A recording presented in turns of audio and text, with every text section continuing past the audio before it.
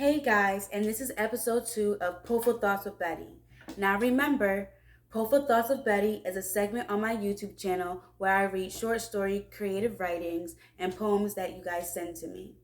This story today came from a guy who had added me on Snapchat and told me he wrote some stories. We had a nice conversation, got to know each other, and this is the story he had decided for me to share with you guys. Play with Betty.2 is my Snapchat for you guys who write and would like for me to read it right here for you. Okay, let's get into his story. There is a few ways I can start this story. I can exaggerate to feel my glory. I can add horrific details to make it gory. But let's just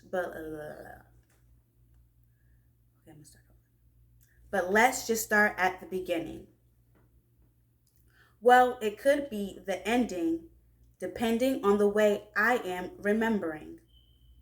It was fall, and the tops of the trees were slendering. Cops were out, stupid motherfuckers, sitting on the corner, so my pockets were hindering.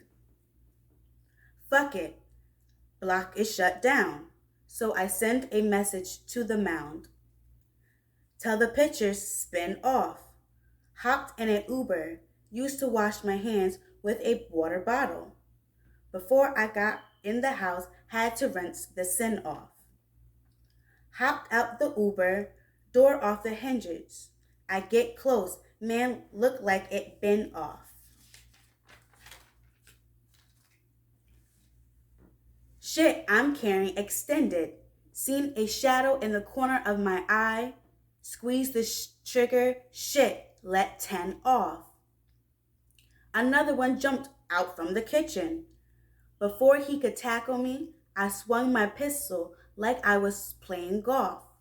His body hit the ground, his face all bloody, but still something about his features seemed somewhat familiar.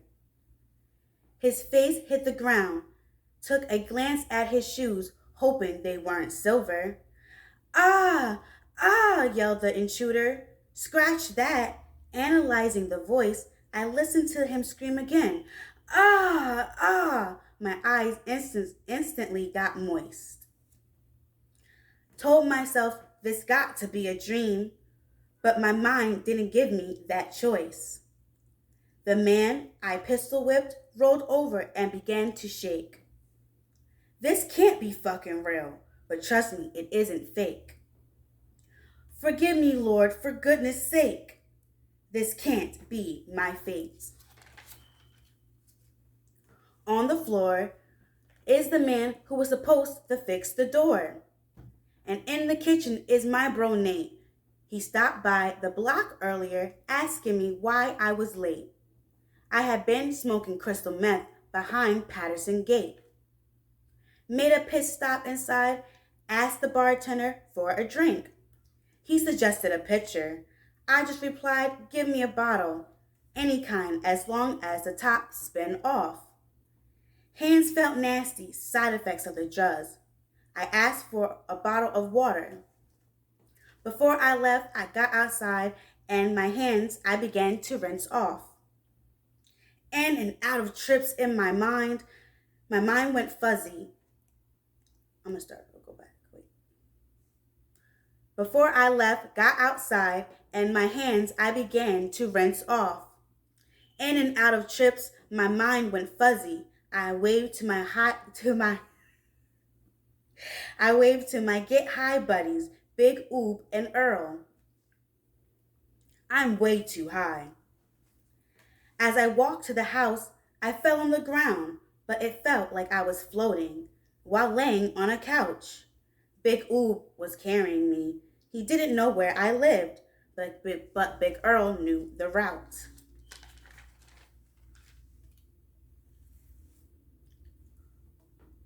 On the way, I started to feel better. Plus, I felt like my gum was going to fall out my sweater. I began telling Big Oob and Earl that last night I got into an argument with Nate about my drug use and how I need to get my shit together. I walked out, slammed the glass door. Nate's dead. The door guy has brain damage. In court, I pled temporary insanity, hoping for an advantage. 45 years. Bottom bunk, hands cuffed like a praying mantis. Not praying for forgiveness, but praying the shirts I stuffed in the toilet would flood my cell and drown me as if this prison was the lost city of Atlantis. My bro tried to help me. He gave me way too many chances. All right. So that's where the story ends. This story, I've never read no shit like this before. Like, it's like from the time I began the story, like, each line as I was reading, it like drew me more and more and more and more and more into the story. And it was just like, this story was fantastic. His rhyming was very, very good. But like, it tells about, yo bro, this guy is high off of crystal meth. As I tell you in the story, he's high off crystal meth. He was smoking crystal meth behind Patterson's gate. So basically, he's high telling you guys this story. Because in the beginning, he says to you, he can exaggerate to feel his glory. He can add horrific details to make it gory. But then he says, let's just start at the beginning, or it could be the ending on the way I'm remembering. So he's high. You got to remember, he's smoking crystal meth. So he doesn't know, like, he could be telling you the ending of the story. He could be like, it's like, I don't know how to say it. Like, you really got to follow the story, because in the beginning, he says he leaves the bar and he calls an Uber. He's calling an Uber. He hopped in the Uber, but remember, he's high off crystal meth. And then you keep reading, and he says to you that he waves to his get high buddies, Big Oob and Earl. So if you get Uber, Big Oob and Earl, because he's high off crystal meth. So he had called the Uber, yes, but he's so high, he's waving at the Uber and like walks to the house. He didn't get in the Uber, he walked to the house. So like, you gotta catch, like, his wordplay is fantastic. You gotta really listen and really catch his wordplay. And it's just like, I don't know how I can like really like, the story is great, but it's also really, really, really sad, because he was so high off of crystal meth. He had forgotten at the end of the story, he's telling Big Oob and Earl, his get high buddies, how him and Nate had gotten into an argument about how he needed to get his shit together and stop doing so much drugs. He slammed the glass door. That's why his door was off the hinges. That's why the guy was there to fix the door. You get, like, you see what I mean? You gotta really, like, because he's telling you the whole entire story. Like, he's telling you a whole entire story, but because he's so high, he's telling you the way he remembers. He's high. This is the way he remembers. So you really gotta, and the fact that he shot his bro Nate is crazy. Like, because I'm so high, I'm seeing shit, I can't remember shit. I'm just going in there. He said, I gotta extend it. Shit, I let 10 off. That was his bro Nate, who had stopped by the block early to ask him why he was late. He was late because he was smoking crystal meth. It's like, it's just like you gotta really, like, you really, really, really, I would advise you to rewind and like listen to me read it all over again, because he's telling you the whole story just in bits and parts, and he's high, so he not in an Uber, he talking to his get high buddies, Big Oob and Earl. So it's like, and then like you get to like, not almost like, almost okay, like the last page, like the last page before, the last page, um when he's in this bar, in the beginning of it, I'm gonna read it to you. In the beginning of it, in the beginning, he's telling you that he's outside, he's on the block, but his pockets are hindering because the cops are there. So he tells the pitchers to spin off. So I'm not sure if you caught that one. And then you go back. Patterson's Gate is the name of the bar that he went into. And he asked the bartender for a drink. He suggested a pitcher. Now listen, no, a pitcher of beer. He replied, give me a bottle, any kind, as long as the top spin off. So you gotta, like, he was like, because in the beginning he's high, so he's like, pitcher, so the pitcher should spin off. The bartender suggested a pitcher of beer. He didn't want a pitcher, he wanted a bottle, as long as the top spinned off. So it's like his wordplay is fantastic. You just gotta really, really listen. So like I said, make sure you rewind and go back and really, really, really listen to the story. If you were confused, if you really listen to the story, you'll understand. And then we get to the end.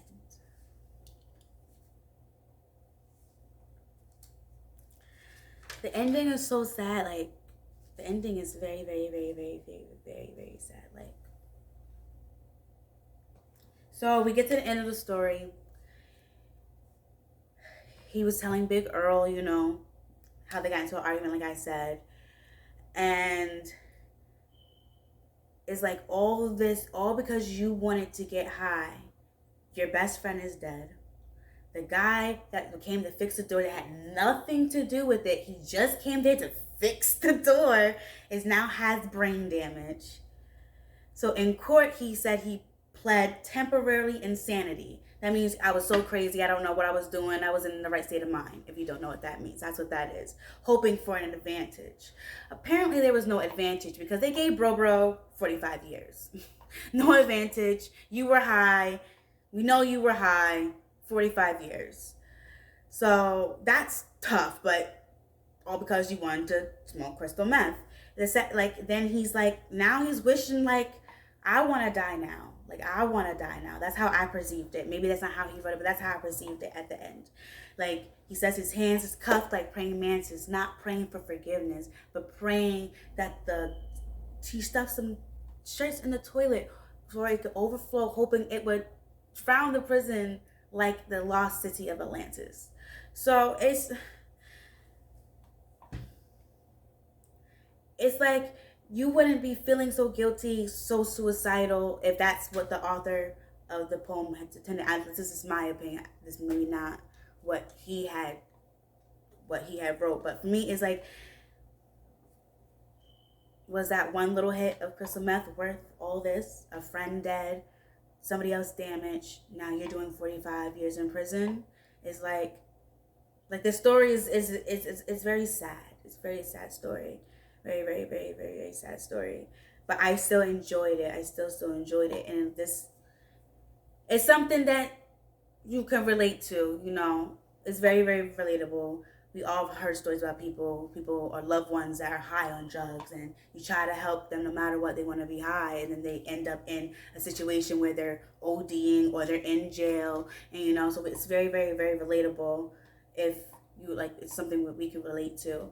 So he really gave us a visual of what was really very, very detailed, very articulate, very well written. I really enjoyed this one.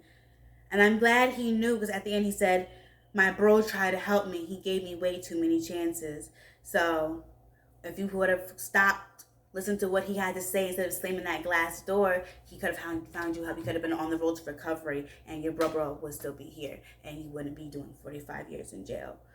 But like I said, it was very, very, very well written. I enjoyed it. Again, if you would like for me to read your poems, your stories, your creative writing, send them to me. Play with Betty.2 again is my Snapchat. I also have Instagram. Bettyspope is my Instagram. And don't forget to like, comment, and subscribe. And again, it's been lovely.